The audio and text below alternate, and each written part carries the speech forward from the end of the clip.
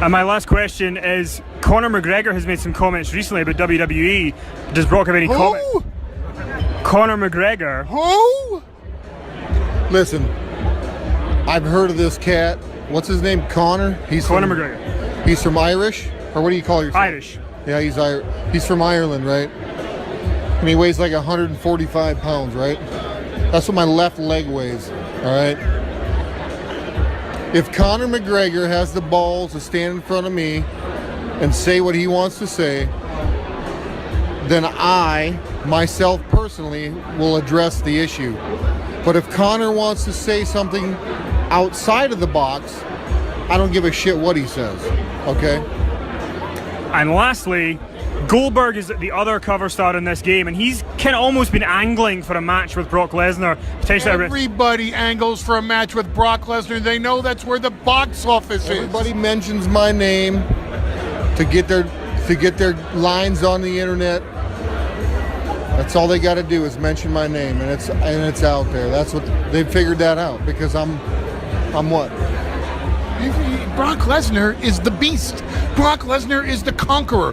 Brock Lesnar is the single biggest box office attraction in sports entertainment and or mixed martial arts. Sorry, Conor McGregor, I got paid for that last fight more than you got paid for all your fights for 2016. And with that, this has been Brock Lesnar. This has been Conor. You said that you expended too much energy in the first round. Why did you do that? Did you get caught up in the motion, the energy, the arena? I think usually you put them shots together on a guy in my division, and they crumble. He could take it a little bit more. Now I still believe I hurt him. I mean, his face is banged up there. He's stitched up. He said he won the boxing exchanges. I don't think he did.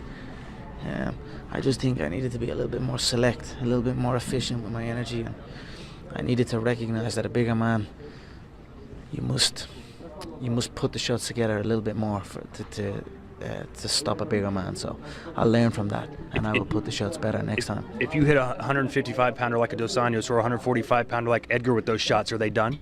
I think they fold 100%. I mean, Nate is a completely different stylistic opponent than Dos Anjos. He has the range, the height. I think if it had been a scheduled fight with what it was supposed to be, I would have came out victorious, but it is what it is. Considering how vocal you are, obviously there's some brushback. You heard on Twitter what Jose Aldo had said. What's your response to those who feel this is sort of some comeuppance for you? You know, there's always critics. There's always people that will celebrate a man's fall, but you know, it is what it is. I'll take it on the chin.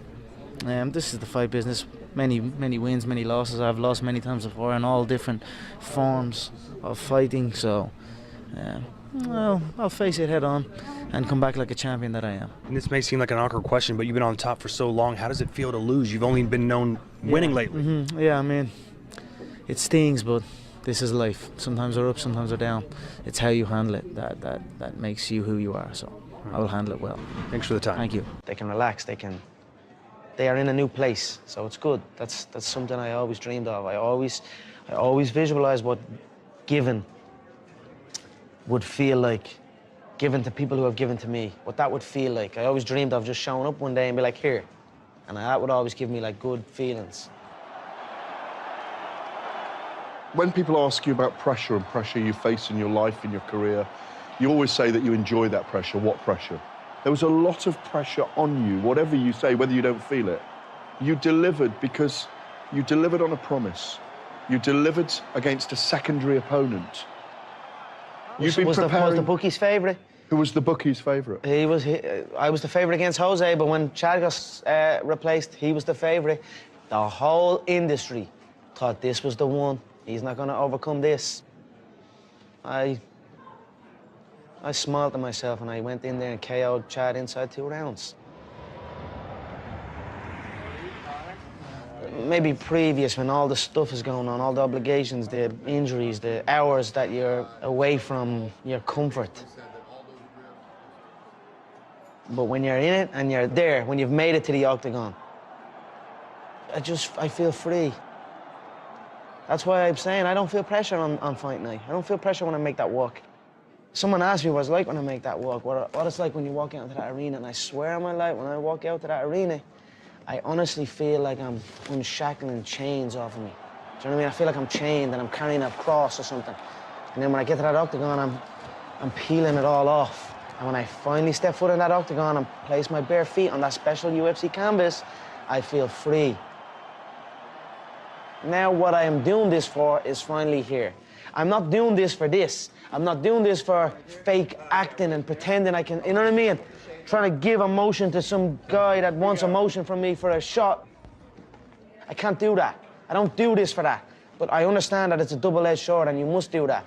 I do it for the competition, to step foot inside that octagon, to have that feeling of freedom. So that is why I say I don't feel pressure in there. I do not. I feel free in there. You're giving everything you've got.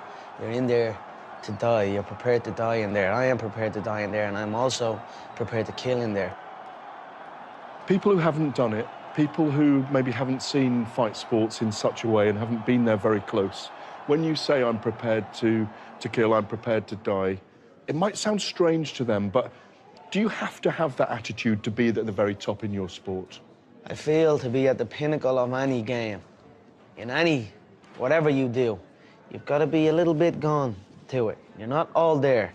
You've got to be almost insane to your craft. Not a lot of people can understand that. That's why I don't know about nothing else. I do not pay attention to nothing else. There was games of football on yesterday, there was rugby, there was this, there was that. And like normal society is like, let's talk about this and let's engage in this. And I can't do it. I just don't, people are talking to me and in my head I'm counting something. I'm counting up a number or I'm knee deep in a sequence on the mat or on the feet. That's my life, sequences and numbers, nothing else. I cannot pay attention to nothing else. Is it a beautiful obsession? Can I call it that? Is it a beautiful obsession? It's a beautiful life. Make no mistake about it, it's a beautiful life. I live good now. I live damn good. I live like I should, like I'm supposed to, like a young 27-year-old world champion should live. Where are the ring girls? That's right. That's a good point. You should walk around with a card and shake that.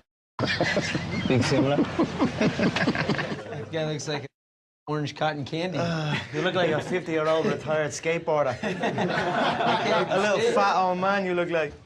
You're not wearing your high heels today?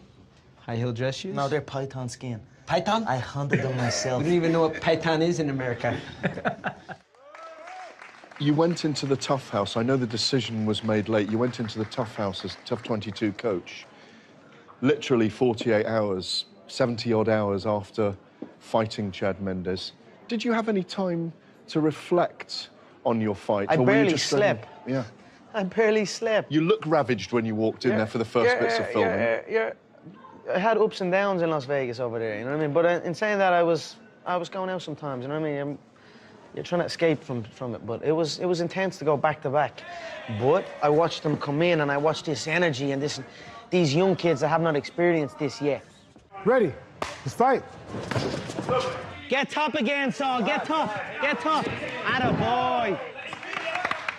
What's better than sitting in here and watching fights? And this is what you do for a living. Are you kidding me? You joking me right now? And I'm sitting there listening to him say that after like an hour before that thinking, I'm not even going to show up.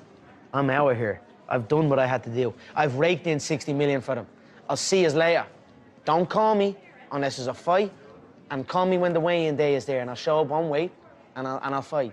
That's what I was thinking.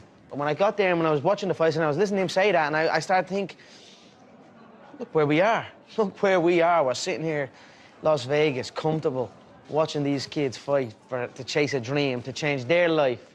So I picked up a new lease of life from that, and then I went into it with that. But even still, you're still having ups and downs. It's a long 6 weeks. It's a long 6 weeks. They were locked in the house, but I was also locked in the house.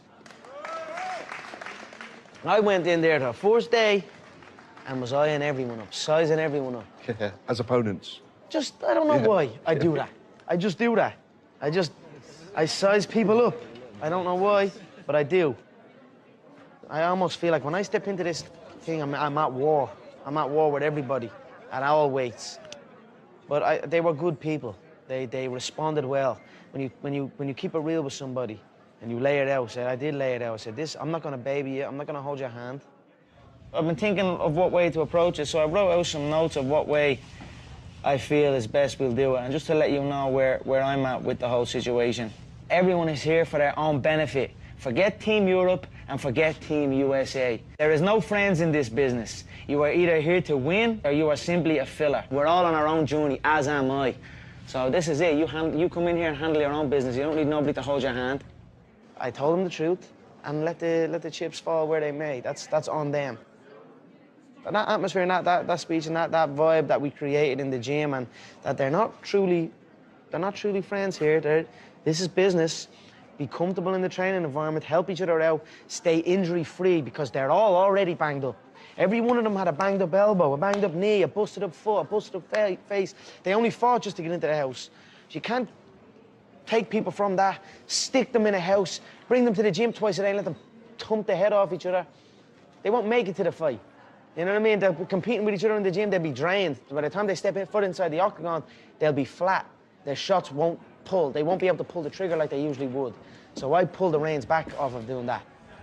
Keep watching how they respond when it comes back around and it's team versus team. They respond like they should, like it's business. I love it. We got it done and I enjoyed it overall. Love it. Looking good, boys, yeah? All right, I'm gonna take a picture of us all. That's it. Great picture, yeah? Smell that? Let's do it, brother. Smell that fresh Dublin air. Can I take you now away from Las Vegas and back here in Ireland? Take me home. Well, you are home and you're fated here like a hero. You can't walk down the street now anywhere in Ireland without being known. How is it dealing with that? How is it having to give your time? Because there are so many people who know who you are.